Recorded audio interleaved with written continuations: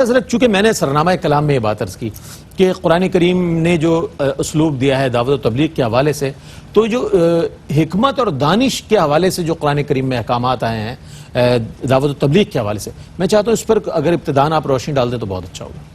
جی بہت شکریہ، بہت اہم موضوع ہے اپنی نوعیت کے اعتبار سے اور عصر حاضر میں ضرورت کے اعتبار سے بھی۔ یہ جو دعوت اور تبلیغ ہے، یقیناً اگر یوں کہا جائے کہ پورا قرآن ہی دعوت حق پر مبنی ہے تو یہ بات اپنی جگہ ایک حقیقت ہے۔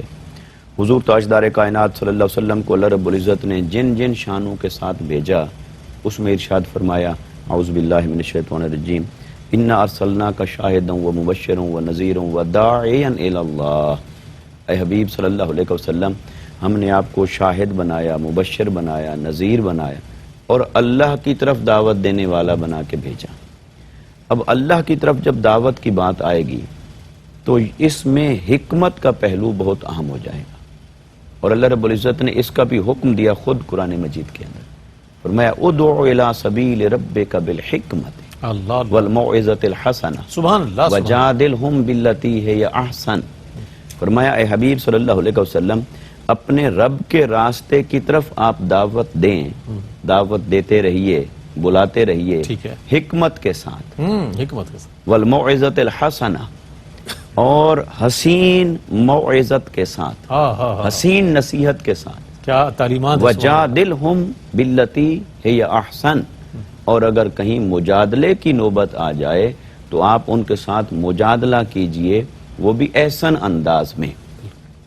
اب چونکہ ہمارے سوال کا مرکز اور محور ہے کہ دعوت اور تبلیغ میں حکمت، بالکل حضور تاجدار کائنات صلی اللہ علیہ وسلم کو اللہ رب العزت نے جن مقاصد کے لیے بھیجا اور جو آپ کے وظائف نبوت بیان فرمائے خود قرآن مجید کے اندر، ان میں سے ایک ہے یعلمکم الکتاب والحکمہ۔ لہٰذا ہر داعی کو صاحب حکمت ہونا چاہیے، اور اللہ تعالیٰ نے خود حضور نبی اکرم صلی اللہ علیہ وسلم کے اوصاف میں، صفات میں، فرائض منصبی میں اس کو بیان فرمایا کہ آپ کتاب کی تعلیم کے ساتھ ساتھ حکمت کی تعلیم دیتے ہیں۔ تو کتاب تو ہے قرآن، حکمت کیا ہے؟ وہ آقا علیہ السلام کی ساری سیرت مطہرہ ہے کہ آپ نے اس قرآن کو پہنچایا کیسے، آقا علیہ السلام نے اس قرآن کے پیغام کو پھیلایا کیسے، اور لوگوں کو دلالت اور گمراہی سے نکال کر حق کی طرف کیسے لے کر آئے۔ وہ آقا علیہ السلام کی سیرت مبارکہ کا سارا جو پہلو ہے وہ حکمت کا عنوان بن جاتا ہے۔ تو قرآن یہاں پر تین باتیں بیان فرما رہا ہے۔ ایک تو یہ خطاب جمع کے صیغے کے ساتھ نہیں ہے، واحد کے صیغے کے ساتھ۔ ٹھیک ہے، اگر قرآن جمع کے صیغے کے ساتھ بات کرے تو اس میں بدیہی طور پر یہ بات سمجھ میں آتی ہے کہ یہ تمام مسلمانوں سے خطاب ہو رہا ہے، اور اگر قرآن صیغہ واحد کے ساتھ بیان کرے تو اس میں ہر انڈیویجول بھی اپنی اپنی جگہ اس کا مصداق ہوتا ہے، ہر فرد، ہر کلمہ پڑھنے والا بھی اس کا مصداق ہے، مگر پھر اس کا اول مصداق خود آقا علیہ السلام کی ذات ببرکات بن جاتی ہے۔ بالکل جیسے جمع کے صیغے کے ساتھ بات ہوگی قرآن کے اندر تو قیامت تک آنے والے جمیع مومنین اس کا مصداق ہوں گے، مگر اس کا اول مصداق صحابہ کرام ہوں گے، آقا علیہ السلام کی جماعت مبارکہ جو صحابہ اور اہل بیت اطہار پر مبنی۔ اور جب واحد کے صیغے پر یہ بات آئے گی تو اس کا اول مصداق آقا علیہ السلام کی ذات۔ اب دیکھیے، جن کو اللہ نے حکمت کی تعلیم دینے کے لیے بھیجا انہی کو خود پھر متوجہ فرما رہا ہے کہ رب کے راستے کی طرف آپ دعوت دیں حکمت کے ساتھ، یعنی پھر کانشس کیا جا رہا ہے، یہ اس کی اہمیت کے پیش نظر ہے کہ آپ حکمت اختیار فرمائیں۔ اور پھر اس کے بعد دیکھیں، حکمت کے بعد پھر فرمایا والموعظۃ الحسنہ۔ موعظت جو ہے، موعظت کا معنی ہے کسی کو ایڈوائز کرنا، کسی کو نصیحت کرنا، اور نصیحت اٹ سیلف ایک اچھی چیز ہے، ٹھیک ہے، اس کو پھر اچھا کہنے کی ضرورت نہیں تھی۔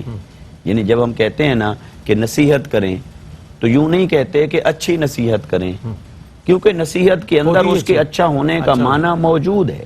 نصیحت کہتے ہی اسی کو ہیں جو اچھی بات ہو، جو خیر خواہی پر مبنی ہو، جو بلائی پر مبنی ہو۔ تو اب قرآن مجید کی حکمت دیکھیے کہ موعظت کے ساتھ حسنہ کے لفظ کا صفت کے طور پر اضافہ فرمایا موعظت کریں، ایڈوائز کریں اور اس کو حسنہ کریں۔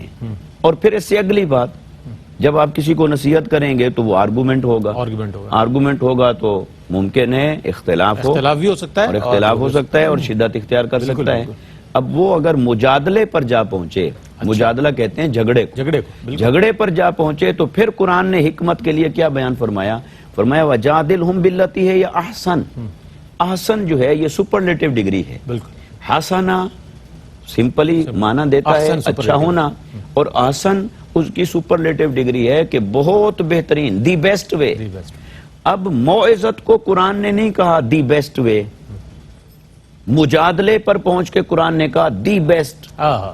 پہلے کہا گڈ وے، گڈ وے پھر کہا دی بیسٹ، اور دی بیسٹ وہاں پہنچ کر کہا جہاں مجادلے کی بات کی، کیونکہ سائیکولوجیکلی جب آپ بڑے ٹھنڈے مزاج میں کسی کو ایڈوائز کر رہے ہیں تو پھر آپ اچھے انداز میں ہی کریں گے، بہت اچھی اور جب مجادلے تک نوبت پہنچ جائے گی تو آپ کا لہجہ سخت ہو جائے گا، سخت ہو جائے گا۔ اور جہاں سائیکولوجیکلی سخت ہو جانے کا، شدت اختیار کر جانے کا امکان پیدا ہوا، وہاں قرآن نے اوور کانشس کرتے ہوئے اس کو سپرلیٹو ڈگری کے ساتھ بیان کیا، فرمایا اگر کہیں مجادلے کی نوبت آ گئی ہے خبردار، پھر اس کو آسان انداز میں کرو، زبان نرم ہو، لفظوں کا انتخاب بہتر ہو، طریقہ اچھا ہو، ہتھوڑا نہیں مارنا کسی کو نیکی کی طرف لانے کے لیے، اس کو پیار سے بلانا، اور آقا علیہ السلام نے اخلاق اور پیار سے ہی بلایا تو مسلمان ہوئے۔ بالکل بے شک۔ آقا علیہ السلام نے تلوار تو تب اٹھائی جب اسلام کا دفاع کرنا مقصود تھا، ورنہ واعظ اور تبلیغ کے لیے تو آقا علیہ السلام نے اپنے اخلاق، اور یہ سارے کردار، معاملات حکمت ہجرت کے اور بعد نرمی کو ہی ہوئے۔ پیش فرمایا۔ صحیح فرمایا آپ نے۔